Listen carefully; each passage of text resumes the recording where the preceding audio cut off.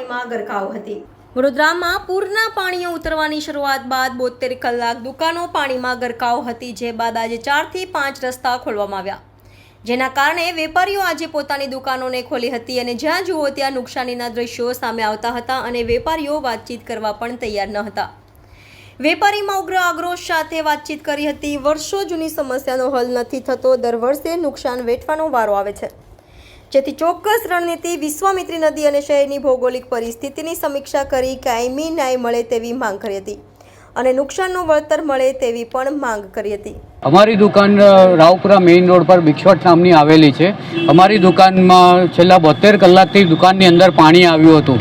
અમારી દુકાનમાં દર વખતે વરસાદ 1-1.5 ઇંચ 2 ઇંચ વરસાદ પડે એટલે દુકાનની અંદર પાણી આવી જાય છે। ગયા વખતે જ્યારે જુલાઈ મહિનામાં વરસાદ પડ્યો હતો ત્યારે પણ અમારે ઘણું મોટું નુકસાન થયું હતું અને એનું જે અમે ઇન્સ્યોરન્સ ક્લેમમાં મૂક્યું છે, તો ક્લેમ માટે અમારે 25 વસ્તુઓ માંગવામાં આવી છે, જે પૂરી કરતાં અમને નાકે દમ આવી જાય છે। જે પ્રીમિયમ લેતી વખતે એ લોકો તરત અમારી પાસે પૈસા લઈ લે છે, એક દિવસ લેટ થાય તો પણ નથી ચાલતું।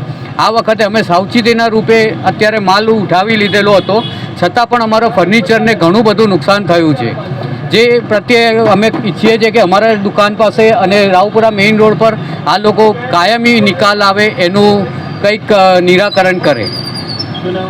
મારું નામ અપૂર્વ ગાંધી છે। બિગશોટ નામની અમારી દુકાન આવેલી છે। આ ઘર અમારું છે, 100 વર્ષ જૂનું ઘર આવેલું છે આ જગ્યા પર।